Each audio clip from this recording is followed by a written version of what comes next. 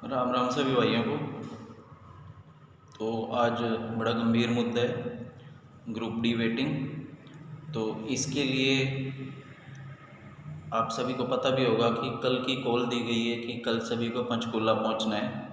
तो कल अपने खुल्लर साहब से मिलेंगे और इसके बाद सीएम साहब से मिलने का प्रोग्राम है। तो सभी भाइयों को वहाँ ज़रूर पहुँचना है।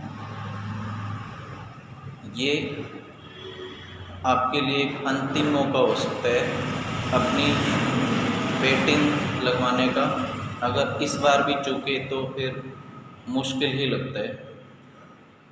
तो कल हमें अपनी एकता दिखानी होगी और सभी को वहाँ पे इकट्ठे होके एक ग्रुप के तौर पे हमें जाना होगा वहाँ पे। हम सभी तो इसमें पहले से ही इन्वॉल्व हैं। दिवाली से पहले हम तो पहले भी गए थे।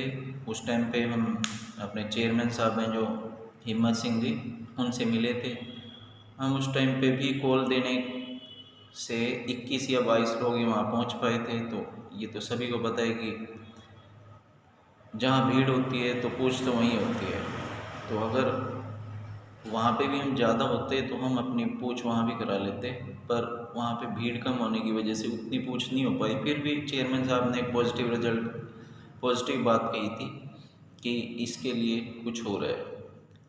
और दोबारा भी जब उनसे बात करने गए थे हमारे साथी, तो उन्होंने कहा कि इस बात पे कुछ ना कुछ चल रहा है।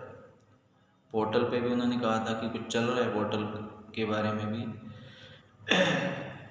अब दिवाली के बाद भी अब कल हमारे कुछ भाइयों ने ट्वीट्स भी किए थे, उसका भी एक रिकॉर्ड ही बना है। कल ट्वीट्स किए तो उसका भी बड़ा पॉजिटिव रिजल्ट क्या आया।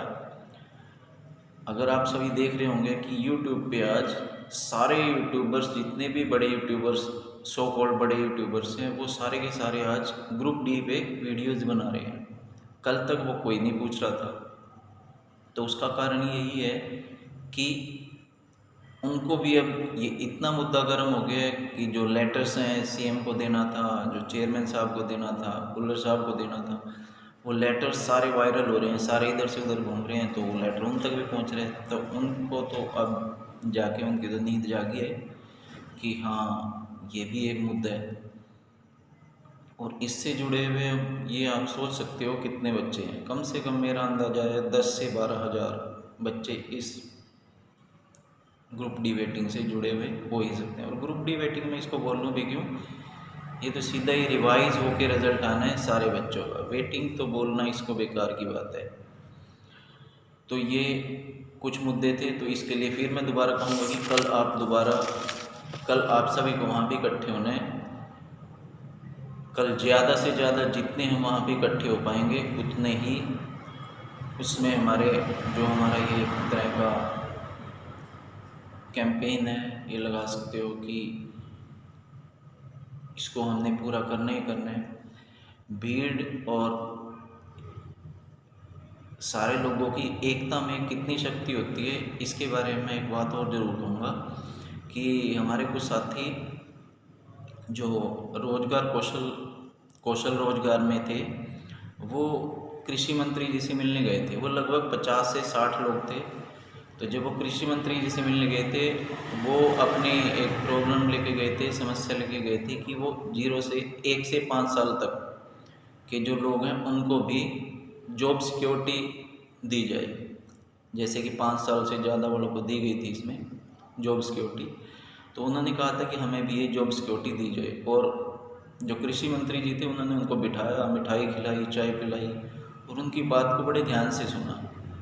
तो ये एक बात होती है कि भीड़ में कितनी ताकत है। भीड़ को लोग सुनते हैं। और हमें कोई जाके पंचकूला ये नहीं है कि हमने वहाँ लड़ाई करना है, झगड़ा करना है। हमें तो सिर्फ प्यार से अपनी बात वहाँ बतानी है, बस हमें अपनी बात समझानी है। और ऐसी बात नहीं, बात तो समझ आएगी भी, ऐसी कोई बात नहीं। वो भी बड़े इंटेलिजेंट लोग हैं। तो सभी भाइयों से अनुरोध है, कल सभी पंचकूला पहुँचे। धन्यवाद भाइयों। जय हिंद, जय श्री राम।